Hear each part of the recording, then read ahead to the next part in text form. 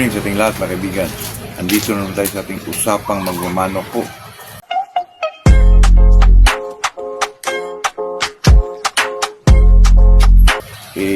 Mga kaibigan, yung update sa natin, yung area natin doon ay medyo natapos na yung bakod, pero may mga kunti-kunti pang hindi pa nalinis yung paligid kaibigan. Saka yung pintuan natin hindi pa po na hindi pa naayos, kaya kailangan pa ng panahon ng kunti na lang kaibigan. Saka pagkatapos niyan ay yung mga tipi naman, yung mga tali mga kaibigan. Ako medyo itong araw na ito mga kaibigan ay bago tayo mag-umpisa ay shoutout muna tayo kay Ruel Abanid, Dino Riam Bonanza, Idol Winok Backyard from Siargao Island, Oliver Cariña, Mandaluyong, Gilbert Lopez from Davao City po. Good morning sa inyo lahat po. Bago tayo mag-umpisa mga kaibigan ay napakalungkot pong sabihin mga kaibigan na yung sinasabi natin dati na yung yung Jerry Jenkins sa Twitter mga kaibigan, parang hindi matuloy mga kaibigan kasi yung may-ari po, yung talagang EMD Gimbarm, ay talagang nag-surrender mga kaibigan. Kasi alam mo na po, ito kasi magmamanok tayo mga kaibigan. Gusto mo, may plano kang magmanok, ng farm. Kailangan talaga mga kaibigan, solid ka po. Talagang may ka mga kaibigan, may goal ka ba? At saka hilig mo talaga. Kasi pag hindi mo talaga hilig mga kaibigan, ay may mga time talaga na medyo mag-surrender ka po. Kasi di biro itong magmanok, kaibigan.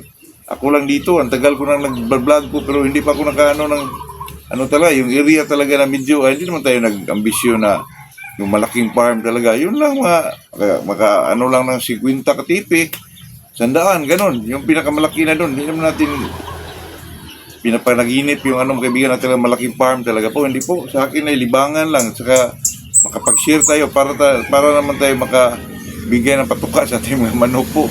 Yun lang talaga mga kaibigan, yun talaga ma-maintain lang natin yung hilig natin po bilang isang magmamanok kaibigan. Kaibigan kasi doon mga kaibigan na nag-promise sa akin na ng Jerry Jenkins. Naku mga kaibigan, kasi iba kasi mga kaibigan, kung magmanok ka may tauhan ka, paano mo i-handle yung mga tao mo? Kasi medyo malakihan mga kaibigan eh. Kaya nga ako mga kaibigan dati, duda na ako po kasi paulian niya yung 5K sa akin mga kaibigan, yung Shilton. Saka may duda na ako po na parang ito kaya ito na kasi medyo mura lang ang bigay, 45. Tatlo itong kaibigan, pati ang limon, parang na na ba? At saka yung Shilton, at saka itong 5K na ako naman ay mabawi ko yan kasi pinapaanuhan din natin mga kaibigan sa Bisaya pa mga kaibigan, pinapaulian ba? Bininta din natin po. Kaya medyo madali lang. Saka nakapapasisiw na rin tayo. Kaya medyo madali lang mabawi sa kanya mga kaibigan. Talagang namumunan talaga siya po na yung isang taon sabi niya bumili daw siya ng 2 Jerry Jenkins mga kaibigan. Parang naanuhan siya ba? Parang nabaguhan siya. Baka nakita niya yung Jerry Jenkins na napakaganda. Bininta niya yung 5K. Bininta kasi gusto niya yun lang ang hindi talaga siya isang breeder mga kaibigan ba na may dream talaga na kung breeder ka, okay lang, dyan lang muna yung 5K kasi magamit yan mga bagong rin yan.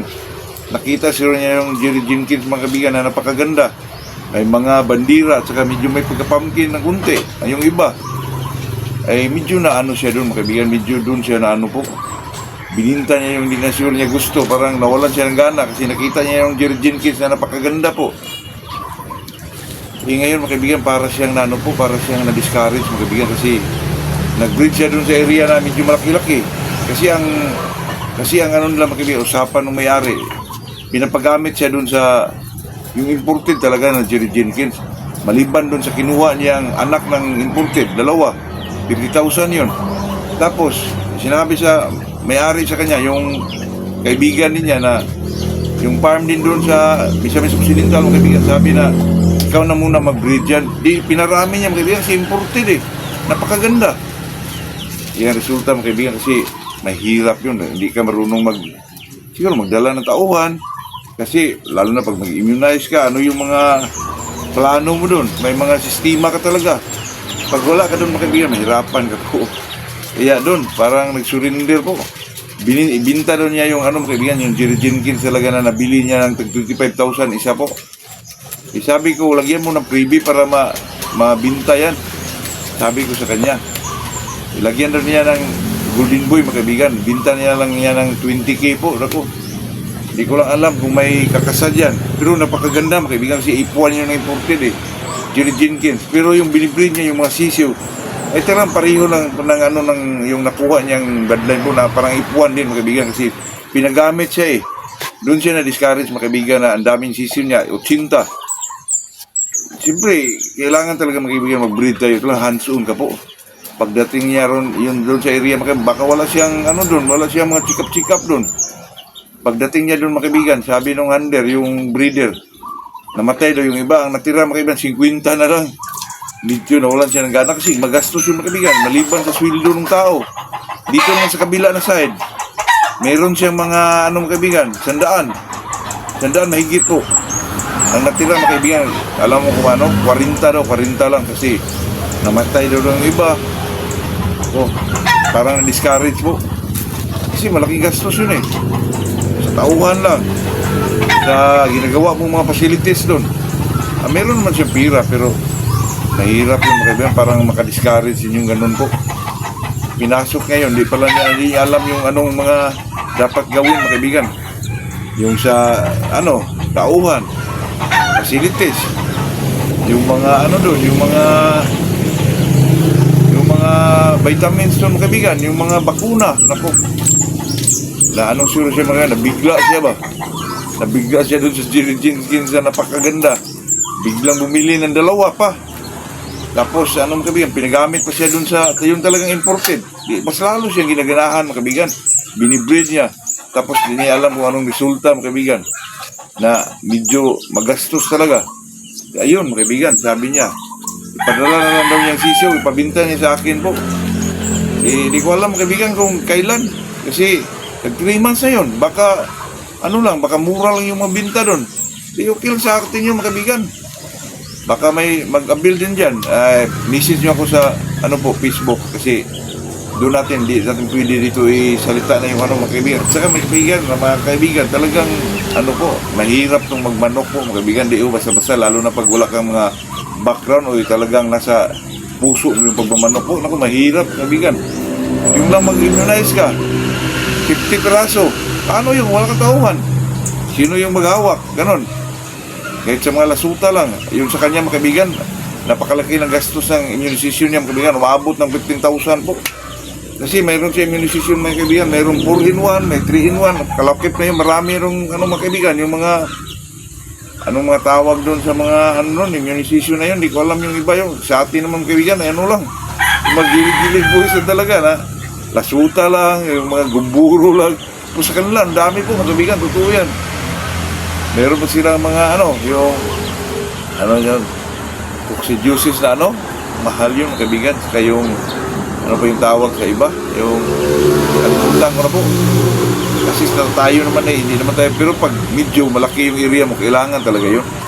Pero sa tingin ko kaibigan, pag medyo malaki yung area mo, malaki yung range mo, ay hindi masyadong magkasakit yung mga manok mo kaibigan.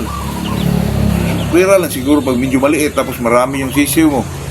Palibot-libot lang dyan, ang bakterya nandun lang, ay talagang prone sila sa sakit po. Kaya yun kaibigan, parang medyo na-discourage. Paghintay lang tayo po, baka padalan tayo ng masisiw. Ready na kayo kaibigan para, ay alam ko na hindi yung mahal kaibigan. Kasi gusto rin niya makabawi eh. Kung may pira lang ako kaibigan, ako nang kuha doon sa yung sa broodcock kaibigan. Ngayon na timing na medyo may ginagawa tayo doon. Legit yun kaibigan, si Ipuan yun. Katulad din yun sa sisiw kasi usapan nila siya mag-breed doon sa broodcock na imported talaga. Kaya maraming pero na-discourage siya doon. Parang niluloko siya sa mga handler niya mga kaibigan. Yung breeder niya. Yun po ang nangyayari mga kaibigan. Hintay na lang tayo pag may mga dumating na sisiw. Message nyo kaagad ako mga kaibigan. Totoo yan. At saka ipakita natin yung video niya sa broodcock niya para naman makita nila kung sino yung may gusto doon. 20k lang, may pa-preview pa na golden boy mga kaibigan. Ang bilin niya doon ay 25k po ang isa. 2 kinuha niya mga kaibigan. Kaya tayo naman magigilid gusto ko rin kumuha ng baka yung mga sisiw lang mga kaibigan. Kasi yung niya, nakuha niyang medyo broodcock na ay talagang mahal. 20k, pero may pa-freebie na golden boy na babae po, pero Siguro kung may pira ako, talagang gusto ko kunin yung kasi napakaganda. Nakita na natin yung pagmahal eh. Ano yun, mabalansi yung mga buntot. Nakita ko mga kaibigan eh, mabalansi yung mga puti doon. Maganda kung may pira sana mga kaibigan, pero na-timing lang na may dinidevelop tayong ano po, kunting area mga kaibigan. Kaya hindi tayo pwede po doon mga kaibigan. Hirapan pa nga tayo sa pag ano, hirapan pa nga tayo sa pag ano po, sa pagkural mga kaibigan. Ako, kaya sa atin po mga kaibigan, ito kasi magmamanok tayo. Kailangan buo loob mo. Tapos may ano ka, may idea ka or may ano ka talaga, goal kung anong dapat mong gawin po. Plano talaga ng gusto yan mga kaibigan.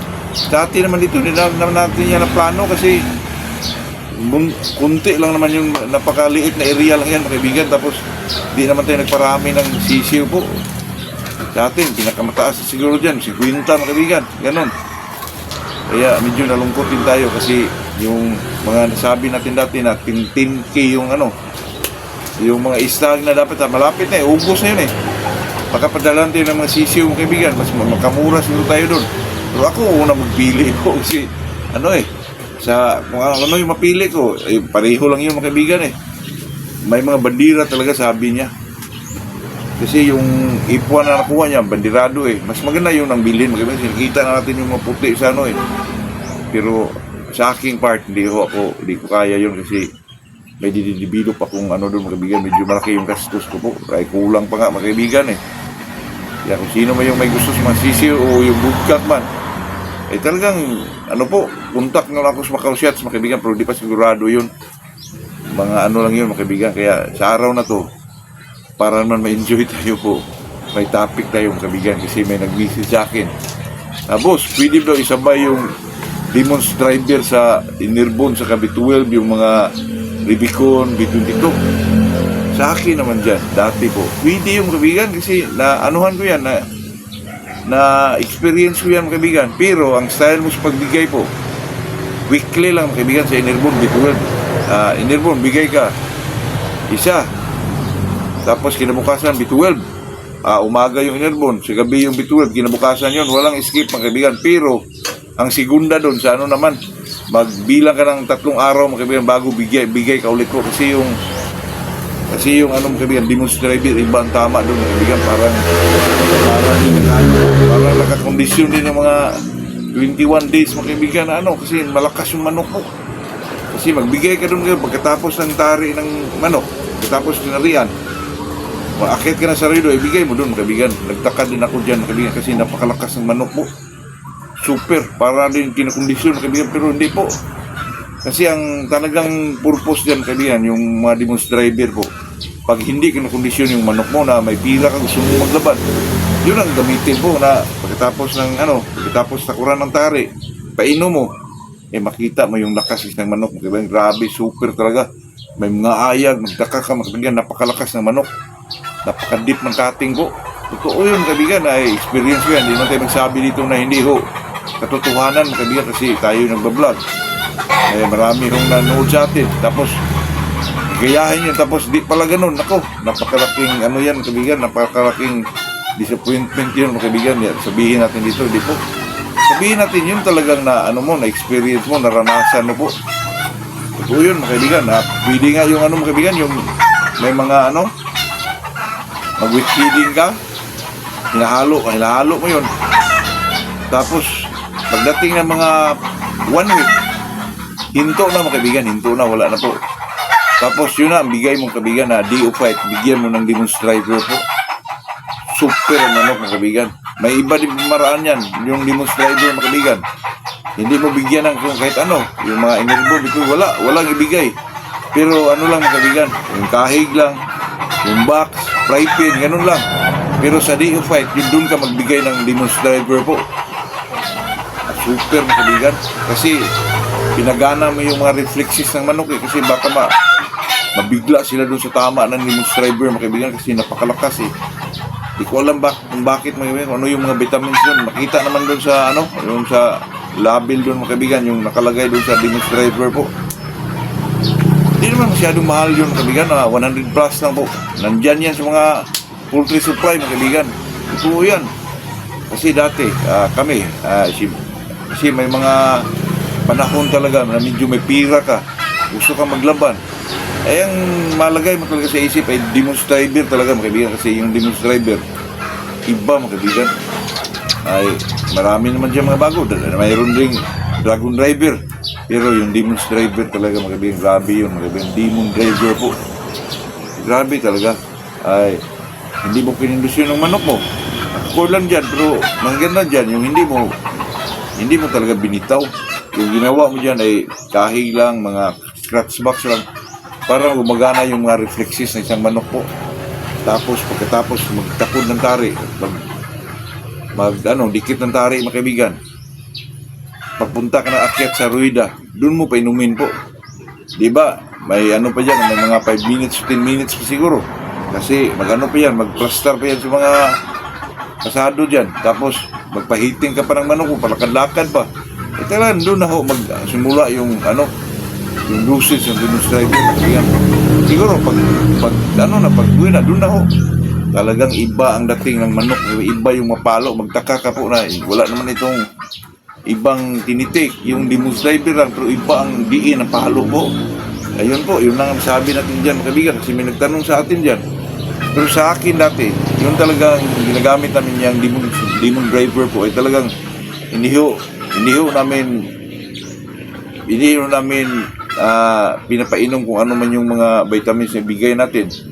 Yung mga pero pwede yung pakainin ng mga real pansy, yung high protein, pwede yun. Pero wala na kaming binibigay na iba pang mga vitamins po. Kasi sa araw ng laban, yun ibigay yung demon driver, mga kaibigan. I-try nyo yan, ay talagang iba po. Magulat ka sa kilos ng manok, mga kaibigan. Depende din yun. Kasi depende din yun sa mga gumagamit, mga kaibigan. Baka kasi kailangan din ng timing yun eh. Yung iba, magdala ng kaibigan, yung spray. Kasi bago yan isubo, isprayhan mo yan kasi dumidikit yan dito, mga kaibigan, sa ng manok dito sa lalamunan po. Kaya kailangan isprayhan mo tapos para madali lang siya mapasok sa ilalim po. Pero yung iba naman wala, dito lang, pero may tendency yan, mga kaibigan, dumidikit yan dito sa dito sa lamunan ng mga kaibigan, yung manok po.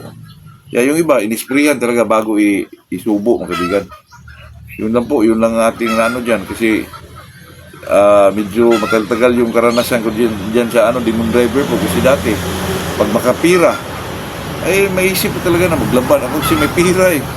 Hindi na kondisyon yung manok. Demon driver ang mapapasok sa isip natin, mga kaibigan. Walang iba po. Kaya, nagtanong sa atin, pwede ba daw ito ilakip sa conditioning ng Innerborn B12 o Rubicon B12 dito? Pwede ba itong pwede naman yun, mga kaibigan. Pero may escaping ka, mga kaibigan, malayo po. Ngayon, bigay ka Monday, Tuesday, Innerborn B12. Tapos wala, mga kaibigan. Pagdating ng 3 days, doon naman po. Hanggang sa araw ng laban, mga kaibigan. Sa 1 week before sa laban, tigil na yun. Tapos, day of fight, demon driver na po. Yun lang. Para naman medyo makontrol mo yung tama ng demon driver. Kasi pag medyo malapit-lapit lang yung Innerborn B12, di natin alam kung ano yung dosage dun. Medyo malapit lang sila sa demon driver. Baka masyadong malakas yung demon driver. Baka lasing yung manok mo. Baka maging Dunkin Master yun, mga kaibigan. Ako, yun na tayong problema doon. Yun lang po. Sa amin dati, hindi namin yun hinaluan, mga kaibigan, ako kahit anong mga vitamins doon. Kahit sa mga wheat feeding o dry feeding, wala talaga. Talagang puro demon driver lang po. Yun lang po ang ating masabi dyan, mga kaibigan. Tayo nagpapasalamat po sa lahat ng mga sumusuporta sa atin. Yung mga palaging nanood sa atin. Ay talagang ay itong pagmamanok po ay talagang hindi ito basta-basta lang, mga kaibigan. Hindi ito, kasi ang kakibat nito ay pira po. Ayun, pumapasok ka dito tapos wala kang alam. Mahirap yun, mga kaibigan. Kasi tulad ng kaibigan ko, bumili ka agad, may pira eh. 2 broadcast, mga kaibigan, 25K. Tapos, hindi pa pinagamit yung kaibigan. Yung pang talagang imported talaga na yung Jerry Jenkins, yun ang pinagamit sa kanya. Di, maganda yung kaibigan. Pinarami niya kagad. Hindi niya alam, kaibigan, kung ano mga dapat siguro gawin doon. Kasi, ang tauhan mo, kailangan may area ka talaga na magpa-lighting ka. Alam mo yung mga temperature sa mga ganung area para hindi magkasakit yung sisiw. Kung ano yung mga nilagay mo yun, maglagay ka ng kusot o yung mga ginabas mo sa kahoy mga kaibigan. Kasi sabi nila yung puso daw, napiktuhan na yung mata ng masisiw. Kaya, pag wala kang research doon mga kaibigan, biglaan lang, pinaparami, madaling maparami yung sisiw. Pero problema doon, paano buhayin po. Kasi sa immunisasyon, wala kang alam na ilang days yun, bigyan ng lasuta or ilang days yun, may segunda, ganun. Pag hindi mo pinag-aralan yung mga kaibigan, talagang trouble ang mo kaibigan, talagang trouble ang makuha mo po. Kasi damage yung pira mo doon mga kaibigan, katulad niya. Hindi ko lang alam kung paano niya in-handle yung mga tao. 80 na natira lang 50 lang, sa kabila naman. Naku, 40 na lang, 100. Baka pinalabas yung mga sisiw doon. Alam nyo na yan mga kaibigan. May mga kaibigan din yung mga handler dyan, di ba? Malusot, di ba? Yung mga itlog, walang problema yung itlog kasi dun sa bahay niya incubate eh.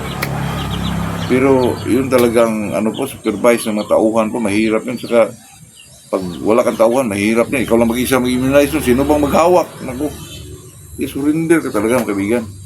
Kung ako may pira lang akong bili dun sa isa, kasi dalawa yun eh. Pareho sila balansi ng buntot na puti po.